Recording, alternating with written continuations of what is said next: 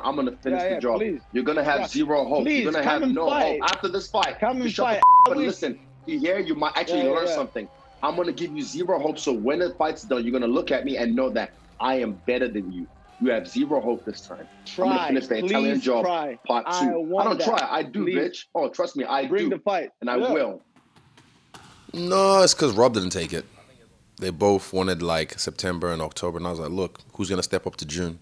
And yeah, he stepped up. So kudos to him for doing that. But I mean, he had to grab it. He had to clutch at straws even.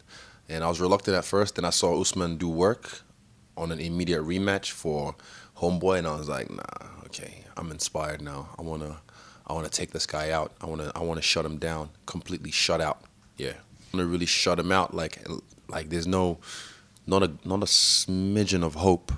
I want to take every bit of hope from him that he just feels like there's nothing I could have done to this guy. In the stand-up, he was catching me. On the clinch, he got out. He swept me. Even if on the ground, I threatened him with some submissions. I sweep him.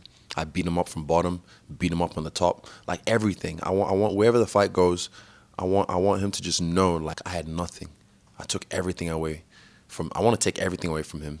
So that way he knows like I'm the big dog in the yard. That's the thing I'll say from his last fight. He's tough. I'll say that. Like, he's tough. He's got that blockhead, that Lego head. And also he got popped for some shit. So who knows what he was on. We won't dive too much into that. But, yeah, I mean, hopefully he's clean now. And, yeah. But I want to test him in new ways that he hasn't been tested before. Last time I tested his leg, next day I saw him limping on the way out of the hotel. Same hotel, I saw him limping. And I took note of that. Like, that's right, I got you. But this time, it's going to be different. Yeah, it's going to be different. Mark my words. I mean, they said the exact same thing after I fought Romero. They said the same thing like, oh, he doesn't like to fight. He just runs away and this and that. But then after my next fight, they were like, oh, shit, Romero was actually scared to engage with him because he knew what was up. So, yeah, I mean, just stay tuned till Saturday night. So the Orc stepped up, and this is how we got here, by beating a bum at number 10 when he was number 6. Now he jumped to number 3. So, yeah, I just want to be an active guy, even as a champion, like all the other guys say they want to do but don't actually do. So, yeah, I'm actually doing it. This is my 3rd fight in 9 months. In my UFC first year, I fought 5 times in 366 days. So stay tuned. You already know. I never left, so I'm not even going to say I'm back. I just took a little side mission on this game that I'm playing, but now I'm back on the main mission. I'm going to play the game. So keep watching as I clock this game.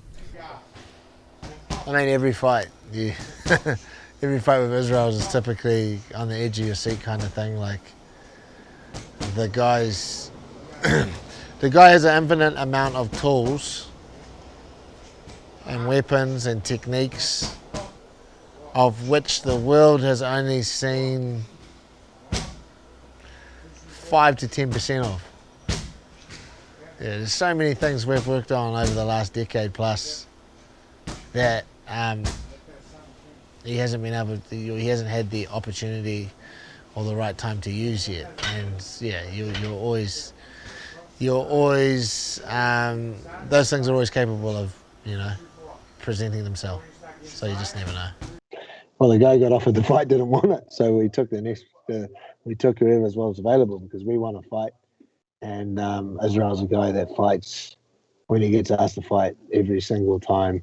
2 weeks, 3 weeks, 4 weeks, 5 weeks notice. Sore wrist, broken knuckle, banged up knee, shin. He answers the call and fights because that's what he believes that's what he was destined to do. The guy got offered the fight, didn't want to fight. And so we took the next best guy, and that was Marvin. Marvin was the guy that stepped his hand up, put his hand up. So that's basically how that fight occurred. No, Israel wanted to fight. We were obviously hoping to fight Robert. We were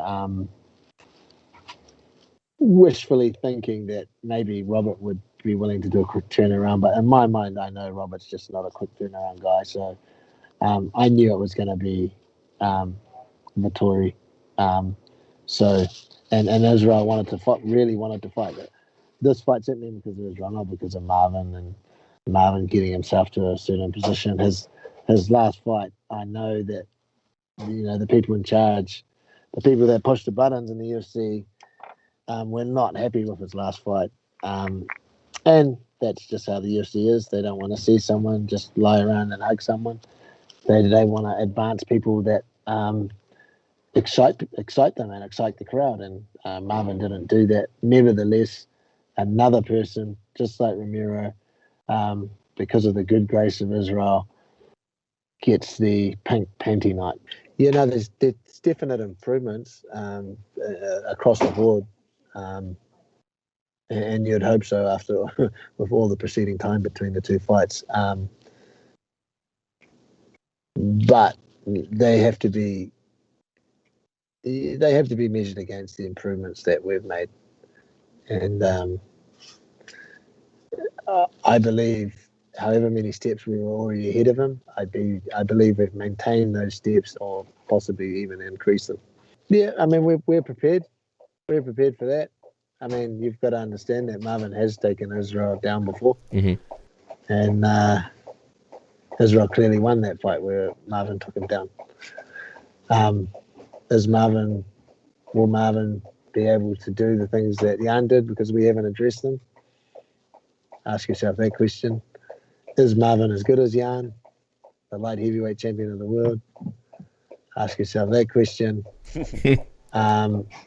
Look, we're it's an interesting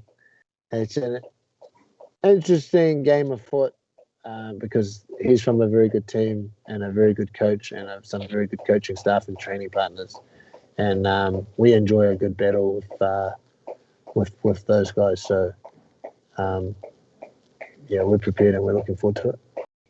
I do expect there to be emotions involved to do with fight week and the contest.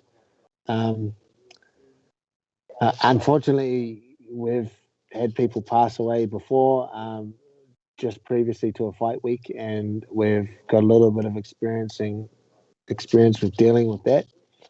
And it's just about controlling those emotions and using them in a positive way to help feed us and help with our energy for the fight. And that's what we intend to do. In terms of after the fight, 100%. I know Brad and Israel. There's a part of them that they've locked away and they haven't released because they know that they have these important fight dates. Look for them to truly, I believe, grieve the way they would normally grieve after the fight. That's just something they have to do. That's just, these guys are fighters. I've been through it before. We've been through this before. I mean, we lost Jamie a week before my biggest fight at the time. So this one was, hit the gym hard. But like I said, we've been through this before, and we rallied around each other. We supported each other, comforted each other. So that really helped. And Foe gave us about a week. He fought for about a week to cling on. So he gave us some time to process it. So it's still there, but we like I said, I've been through this before, and I know what he'd want me to do.